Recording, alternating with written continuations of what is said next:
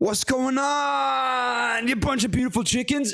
Welcome back to freaking Trey's Trades. We've got a different video here for you here today. This is something that's been heavily requested by a few people. I've been getting some DMs asking about options and that sort of stuff. So I wanted to I know there's a lot of freaking videos out there talking about options, but I'm going to try and find a way to make this different than the other stuff online. If you want to watch this, that's cool. If not, that's cool. But nonetheless, this is what we're going to be talking about here. So I'm going to be talking about buying and selling long calls and long puts. And I've also drawn up here a moon. And in that moon, you've got MOON, which stands for moon. I think that's what it means. So we're gonna go over a couple different things here, right? I want to talk about the Greeks. I want to talk about implied volatility, IV, in the money, at the money, out the money, expiries, and strategy. Now, this is very basic rundown on options trading, and I do encourage people to take a little more time to really truly understand what these are if you want to play the derivatives market, right? That's very, very important. Is managing risk, understanding the concept, and if you don't understand the risk, you don't have an understanding of the concept, practice with a paper account, right? It's totally okay to do that before you put real money on the line. So that's what we're going to go over here. I'll go over my strategy, the things that I would say as tips from my lessons learned, because I have made money playing options. I've lost money making plays on options. So I'll pass along some experience. That's what I'm going to try to do here. So without further ado, what is up, everybody? I want the Trey's Trades. We can talk fast and don't skip class. I like to preface by saying I'm not a financial advisor or expert. So take it with the greatest salt. Man, if I knew how to edit that out, I wouldn't do it. Let's get into the video. So we're going to start off here with the Greeks. Now, I think the best way that I can explain to you what the Greeks are, it's not the gods, right? You can think of it as the gods of the options chain. Essentially, what this tells you is how much money you make on any sort of options play. Now, I'm using Webull as an example. You can find this in pretty much any brokerage account. It's going to tell you what these levels are, but you can see them right here: delta, gamma, and theta, right? Now, we're going to come back here to the actual Greeks themselves and what I've got drawn up for you, and I put it in the most simplified way that I possibly can. So you can think of gamma essentially as the change in delta per $1 move. Now let's think about that here really quick, right? So we've got gamma over here on the right of delta, and it's a smaller overall number, right? So in a $1 move, for instance, on the Moderna $420 strike calls that would expire on 10 September 2021, you would see a 1 cent change in the delta with a $1 move. But what does that actually mean? Well, it makes more sense if you come over here to the delta and you think about what the delta actually means. And the delta is the change in the options price or intrinsic value per $1 move, meaning that options or derivatives have a compounding effect on how much money you make anytime that it makes a dollar move to the upside, because the delta goes up by the value of the gamma. So let's just think about this logically for a second, right? If we've got delta on the $420 strike and we've got gamma on the $420 strike of 1 cent and 45 cents, and you've got 100 shares in a one contract of $420 strike. Well, what do you got here? $11.95 times 100 shares, since one contract is worth 100 shares on the calls, right? You've got a $45 move using that same sort of methodology of multiplying by 100. You got a $45 swing to the upside with a $1 move, meaning that if you bought this, right, and the stock goes up $1, you would make $45 on that contract worth $1,195, right? And it goes up by $1 since you multiply that by 100 for every dollar move to the upside. So you actually make some pretty decent amount of cash, and you can use this to get an idea of how much money you actually make on any sort of move on a given stock. Now, inversely, you have to also think about the risk associated, which is where theta comes into play. Theta will tell you the change in the option's intrinsic value every passing day. And you can see here that the $420 strike for Moderna, you've got $1.38 is what you are losing in value with each passing day. Now, this is on 10 September. Keep in mind that expiration and how deep out the money or how deep in the money or at the money you play stuff is going to change how much theta, gamma, and delta will change as well. Typically, a shorter expiration and a further deep out the money call or put option is going to have more inherent risk and more overall theta. So on this $420 strike, you would lose about $138 using that 100 times multiplication table for every passing day if the stock price were to do absolutely nothing. So you can actually calculate out, pretty much to a T what your risk is on playing any sort of call or put in this overall chain. So coming back to this overall piece that I've got right here on the Greeks, gamma, delta, theta, the last thing I want to say about this, and I'll get into this more when we get to expirations, is further out expirations and further out the money calls or puts is going to have more theta. You're going to lose more intrinsic value with each passing day. Typically, right, there's obviously different scenarios for every single call option or put that you play, but the further out the money and the closer the expiration, the more inherent risk, right? But the more you make. Gamma and delta will also pay more handsomely for those sort of moves that you're playing as it continues to compound as it runs in the money and yada, yada, yada. You get the whole deal here, right? So that's what we've got here for the Greeks. If you got to watch that again, come back to it, but that's the most simple way that I can put that to you. What I would consider to be one of the most important things is implied volatility. And this is, I'm going to put it to an analogy, right? So if you're to look at implied volatility here, you would find this on Webull in this column right here. Now, as the market is closed, this is a Monday, you can't see the actual implied volatility. But this essentially is your way of getting an idea of how much the options market makers are expecting the underlying stock to move in any given day. So for example, let's say that a market maker has an implied volatility on Moderna of 70%. That would mean that they're expecting that stock to move 70% to the up or the downside in the next 1 year. Now that's important because essentially what you are trying to do is find options that are priced cheaper than options market makers are anticipating, right? So if let's just say this is at 50%, but you think Moderna's got a 70 or 80 or 90% upside move or downside move over the next year, that means that these options are underpriced. It'd be the same as finding a value play in the stock market. And as that IV goes up, 150%, 200, 250, the options are going to be priced more heavily. An example of this is if you look at AMC, right? Let's look at the AMC calls versus AMC puts. You can see that these are pretty heavily priced. $2.84 or $284 for the 44, 247, 220, 195, and that's just on the weekly expirations, right? So there's a lot of heavily implied volatility on the stock, essentially saying market makers think this is going to have a lot of up or downside potential over the next 1 year. Obviously, I think it's upside potential, but nonetheless, you get the point that I'm trying to say. So where this comes into the equation is high IV means a more expensive options contract. A low IV equals less expensive options contracts. And if you want to play these sort of plays, right, what you're trying to do is beat the market makers. You are anticipating that there's going to be more volatility to the up or downside than they are prepared for. An example of this is AMC. The IVs on them were very, very, very low on the calls back before the major run up in June. So people were able to make huge leverage, stupid amounts of money because they didn't see it coming, right? So that's what this essentially does. If the IV is high, right? This is my personal take. You do what you got to do. If IV is high, that increases the favorability of you to just play stock in that overall scenario because of the fact that you're getting kind of a better deal for the underlying stock, already anticipating, let's say a market maker thinks it's going to move 200% to the upside or downside in a year. The risk is lower, right? Because options do lose value with each passing day. And if they're wrong, let's say they have a 200% implied volatility, but it's actually 50%, 70, 80, you lose money, right? So that's something to really pay attention to. IV or implied volatility is essentially what an options market maker thinks the up or downside of a stock, it goes both ways, right, is going to do over the next year. It's an implied volatility and the options price themselves. It applies to calls, it applies to puts, it applies to all that sort of stuff. So with that being said, we're going to talk about just some terms. That way you can come up with your own sort of plan and strategy. I'm going to say this again. This is my plan and strategy. This is something that I do, but you need to come up with that for yourself. All that I ask is that you take this process, this my thoughts, right? What I think about it, and challenge your own thoughts and come up with a plan, right? So in the money, at the money, out the money. What do these things mean? Now I've drawn this out in a pretty simple context, and I'll show you this on Webull next. So in the money essentially means that for a put, the current price is beneath the strike price. And for a call, it means the current price is above the strike price, right? So I'm going to show you this on Webull here really quick. We've got AMC pulled up. Currently the stock is at $44.02. That's where it closed on the last trading day, meaning that this $33 strike is in the money. The current price is above the strike price, right? On the same way, if you look at the puts, it currently closed at $44.02. An in the money put, a long put, would be $49 since we closed at $44. That is an in the money put position.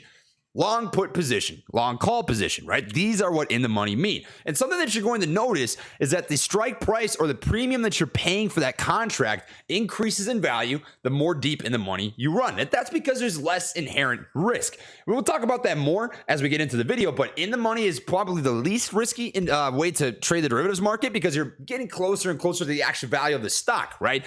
So let's just assume that you were to buy 100 shares of AMC at $44. That means you're dropping $4,400 versus if you're to buy this contract, it's $1,120. And the deeper in the money you go, the more close you're getting to actually buying less leveraged money on the stock. Essentially, it's just a less exposure way to leverage a little more money is to play in the money if that's what you're interested in. At the money means the price is trading roughly at the strike price. Since we closed at $44, $44 would be at the money. $45 very close to at the money. I would call 44 at the money, right? That's moderate risk, moderate return. You can see that it's not extremely ridiculous expensive stuff here, $284 versus if you're to buy 100 at $44, you got $4,400 rocking, right? It's pretty decent value for your buck. But then you've got out the money, which is the most risky, most return sort of setup. And I'll go over what I personally do with all three of these because I have played all three of these, right? What I would do with all three of these. So out the money means the current price is beneath the strike price for a call, and the current price is above the strike price for a put. So if you look at the call options chain here, close at $44, a $50 strike would be considered out the money. And what you'll notice is that the premium is cheaper. It's $140 for one contract versus buying 100 shares at $44, which would cost you $4,400. This is the most risky though, because the theta is going to be higher. And the delta gamma, as it runs in the money, is going to pay more handsomely. So that's something to watch for. On the flip side, a put, an out the money put would be $35 versus the $44 strike price. And you can see that these are actually priced a lot differently. And that's because options market makers see less opportunity for downside. In and of itself, that's exactly what it means, because you can look at the actual call chain versus the put chain, and you can run all the way up to $55 and it's still 95 cents versus a put. A put here, 18 cents. There's not a lot of demand. There's not as much demand for the put options chain on AMC stock. That's something to watch for, right? That's something important to consider is how are these things priced, what's worth playing, yada, yada, yada, yada. Now, that's just one example. I can show you with BBIG, for example. BBIG, you can see the put chain. This is an out the money put at $6.30 versus a call at $10 is 85 cents. So the puts are actually cheaper. You'd probably make more money on the move as it continues to run in the money. But this also means there's less implied volatility on that overall put. You know exactly what I'm saying. So that's what in the money, at the money, out the money stands for. And these are the pros and cons, right? Out the money is the cheapest options. It's got the highest potential. And you just go down the line in terms of risk and reward.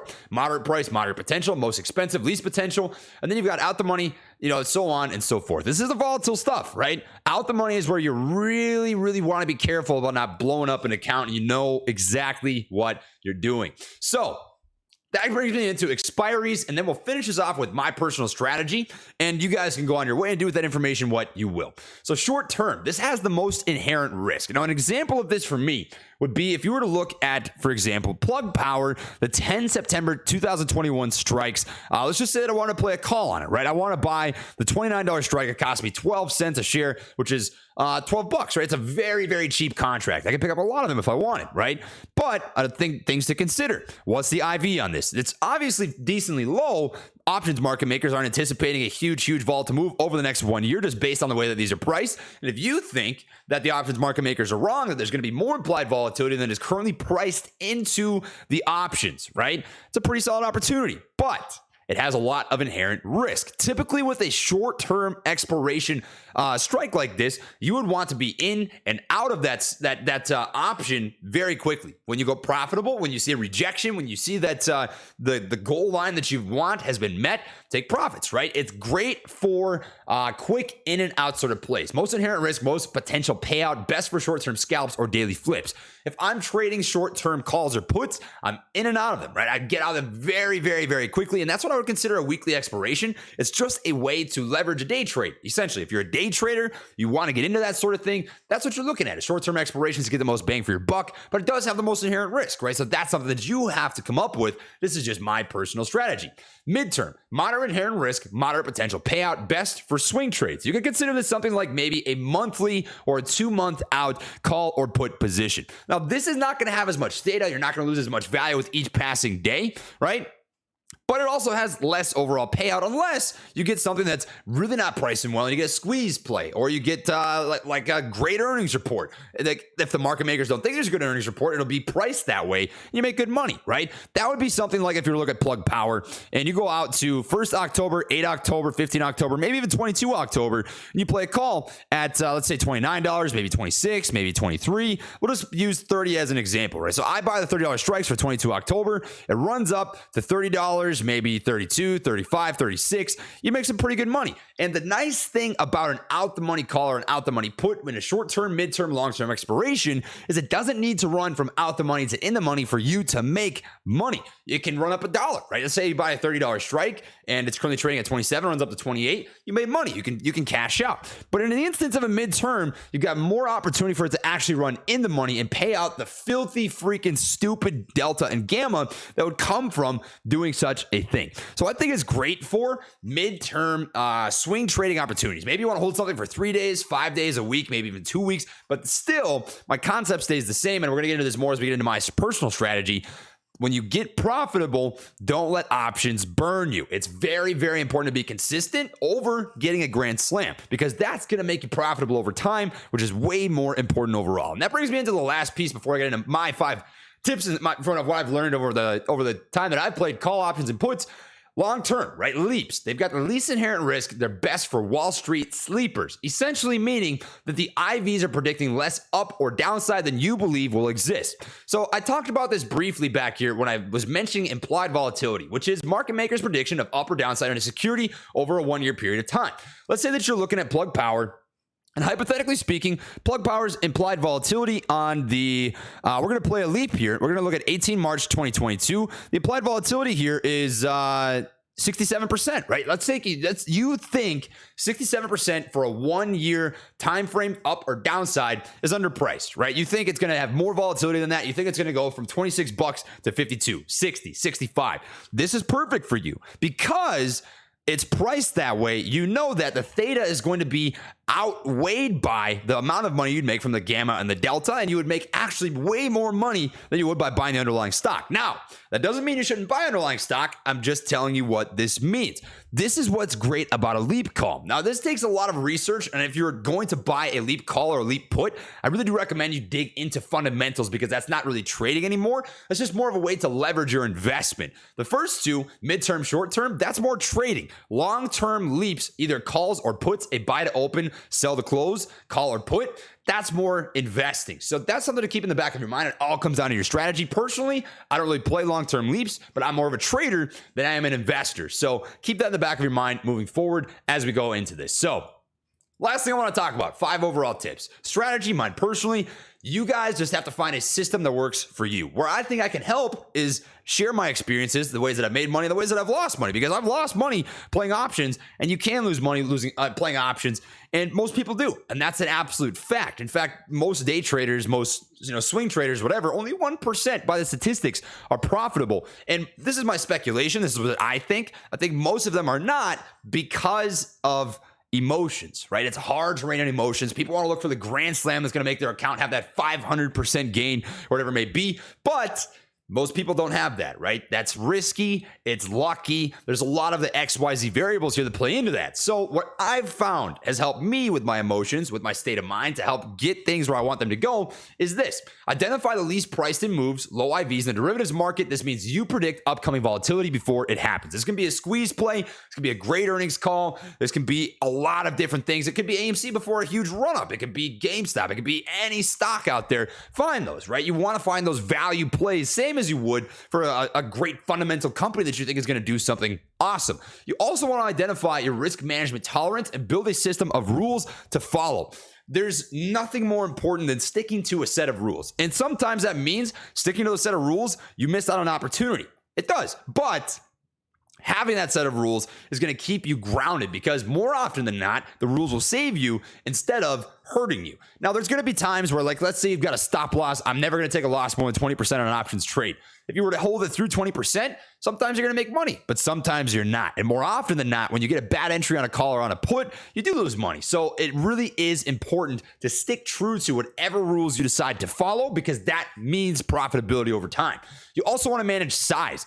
Options have no fucking mercy. They've got none. And I mean it when I say that. Now, I've gotten into trades before, right, where I took too much size, and you're sitting at the computer screen like this the entire time. You're like, oh, what's this doing? What's this doing? Is this thing, is it going to, oh man, no, I'm down 10%, 20%, 30%. Oh, yada, yada, yada, yada, yada, right? But you're never going to be in that situation if you don't take too much size. The beautiful thing about options is you can make leveraged gains in your portfolio with less money, right? Think of it that way. I can take a $300, if my portfolio, for example, is $10,000, I can take $300 and I can make that $600, which is a 5 to 10% return on my portfolio, right? But it would take a lot more money in stock to make that same move. So you don't want to YOLO trade. You don't want to put too much money in any sort of call, any sort of put, because then you're sitting at your screen with the chance of blowing up your account. Size matters, right? Have a strategy, have a plan. Don't go into it and think